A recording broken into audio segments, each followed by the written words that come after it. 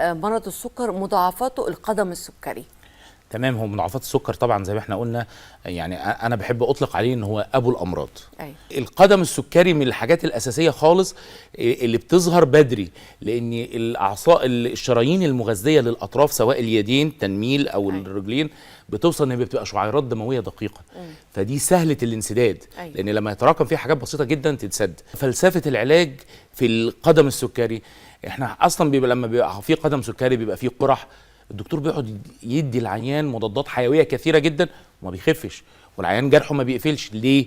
مش واصل له اكسجين، مش واصل له دم كويس، حتى الدم اللي محمل بالمضادات الحيويه مش قادر يوصل الجرح، فالجرح ما بيقفلش. الفلسفه بتاعتنا احنا زي ما احنا قلنا بنكسح الدهون، فنبتدي نوصل الدوره الدمويه.